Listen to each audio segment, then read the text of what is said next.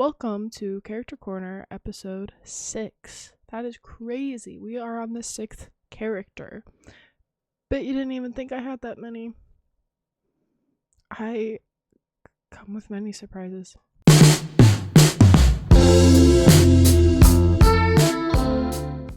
I decided I wanted to do more to give back to communities. So every month I'm picking a different charity to shed light on in every video that comes out in that month. Everything will be in the description, but this month's charity is ASPCA, the Animal Shelter. It is a wonderful organization that is trying to end animal cruelty in any way that they possibly can. You can help by donating, no matter the amount, or even sharing some of your time, or adopting a pet. And on their website, there is ways to do all of that, and even find the shelters nearest to you. Thank you guys so much for watching, and please feel free to check it out. Everything's in the description below. So today we are talking about Bear Mangold. I know that sounds like Mangold, but it's more like Mangold. That's how it's spelled. I never made him a last name until I think one time I was making him in The Sims, and I just wrote something down. This is what art is, everybody. So let's get into Bear a little bit. He is a character that I often apologize to pretty much every turn, and even more specifically future fans of Bear. Here's my formal apology for any future readers of my series, watchers of my work. If you look at the character of Bear and you're like, oh, love that guy, I apologize. I really do. Do not fret, do not worry. In book 1, he's kind of fine. Well, except for one thing, but it's fine. So, Bear. He is a twin. So you get to see a little bit of him and his twin. That's fun. Him and his twin have been best friends with Jake whole life. They live across the street from the Satoris. When I made Bear, I'm trying to think of when I would have made his character. I was a child with most of the characters I made. I forget if because, this started out, I've told this story a million times, it started out as a game when I was little, whatever, and I went away from it. Then there was this renaissance in high school where I was writing like a madman, deciding to get back into it. So I can't remember if he was made, I think he was made before the Great Renaissance of high school for me. I really think he was. And something that's very, very funny to me is it's a small character trait of Bear. It's just something to be aware of, as he is seen as conventionally attractive. I swear it makes sense. That's just kind of the thing. It's people would be after him. If you read the book, I swear it makes sense, and it adds to the character. It won't make sense now, and I don't want to give that spoiler away. So just bear with me on that one. But I was thinking, okay, as a child, thinking okay, so that he needs to be appealing to the eyes. So I was here's his physical attributes. May or may not look just like my boyfriend. Blue eyes, dark brown hair, thick eyebrows.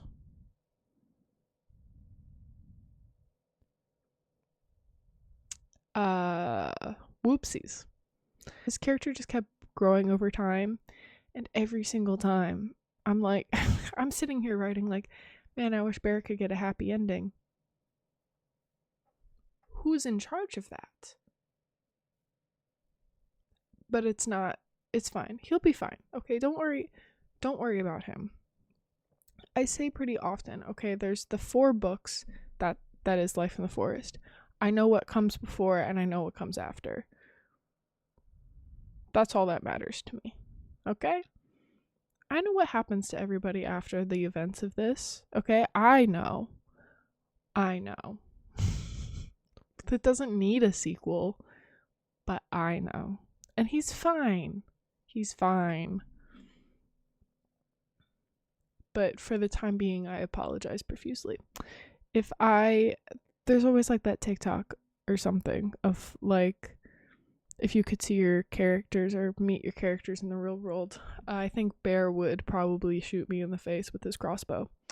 By the way, his go-to weapon is the crossbow.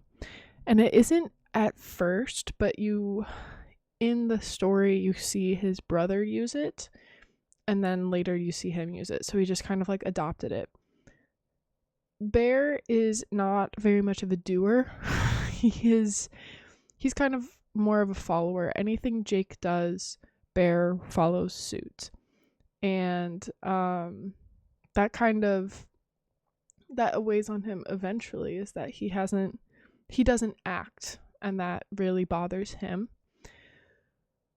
And just the fact that he accomplishes what he needs to accomplish, but it's so much harder for him to. He is not as strong as the people around him. And again, that bothers him. So, yeah, he has his own specific goals. Verdine is not where that. Men in Verdine, they want to be a protector. And Bear, he should never be fighting, but here he is, you know? Can you see the common theme with Verdine? Something that is probably the biggest way that I could describe him is I was just saying this, he's a lover, not a fighter. His character playlist, it's kind of yearning, but also everything is awful. That's kind of just his playlist. I can't wait for you guys to listen to his character playlist and be like, is he okay? And I'll say, no, he's not, but it's okay. But even in the songs, like, he loves so hard, it's actually like detrimental. Like, if he would to be given a fatal flaw, it would be like loving. it's to like a bad thing. And I forget which language has like 5 different meanings, or like 5 different words for different types of love. He feels all of them. His friendship love is important to him so much. His relationship love, that's honestly the forefront of his mind. His whole goal in life is to settle down. I saw a piece of advice for authors. To write a good story, have a character. What is the one thing they want more than anything? And what is their real goal, and how can you make it impossible for them to reach it? That's Bear. All he wants is to settle down. He just wants his family. He wants his wife and kids. Sorry. Not gonna happen. And he will do any crazy shit that he needs to do to make that happen. That's just kind of how he is. So his Enneagram number, I gave him number 9, mostly because I heard the song and put it to a specific scene in my head. But in the spirit of what we usually do here, let's look up Enneagram 9.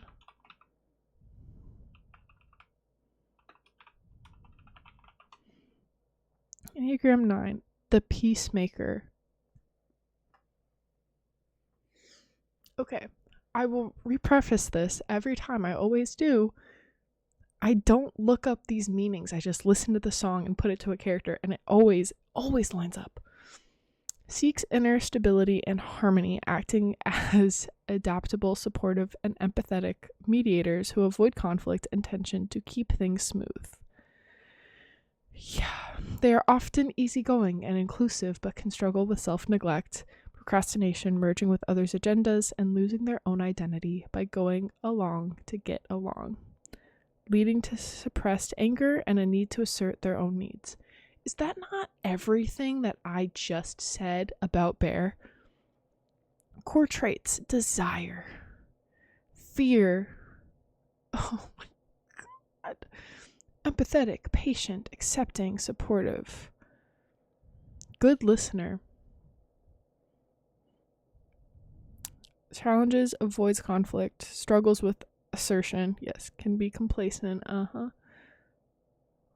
loses self in others, numbs out emotions, okay, comfort seeking, gravitates towards peaceful, comfortable environments, suppresses needs, fails to voice own desires to prevent upsetting the balance. Okay, so I think you get the gist. Enneagram 9 is Bear's personality to a T. Yeah. That is just, he's not assertive, he's not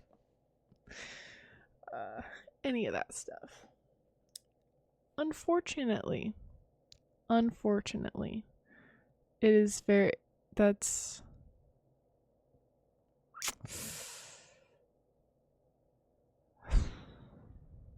I feel bad. I'm like, sorry, dude, like that is, you know, they're like, damn. That's kind of how I'm feeling in this moment.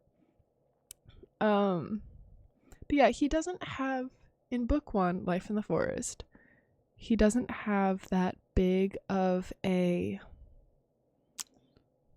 presence. He is in a good amount, but he is such a side character in the first book. That goes away with time. But yeah, I think you are able to see his traits lined up and just like his like background, like the conversations he has with characters and the things that you hear about happening are kind of, and the way that he acts like these things that happened are nothing when really they're like groundbreaking. And he was like, it's okay, it's fine, moves on. So, and maybe I'll even make a character corner for his brother, because his brother is a interesting case. The book is on a beautiful track at this point in time, and honestly, I don't feel like it's really that much longer until you get to actually meet these characters for real. And I'm really excited about that, and I hope you guys are too. So, keep your ears open for Life in the Forest. It is my 4-part series that I have at least had the world established for like 10 years. It'll be coming out a book at a time, so keep your eyes and ears peeled for that first drop, because the second book should not be long after, because honestly that one's pretty much written already. So thank you guys so much for watching. Love you all so much, and don't forget to subscribe, because that is very important to me, and it lets me know that you are all having a good time and are excited as I am, maybe. So I hope you enjoy meeting Bear a little bit, and I will see you in the next one.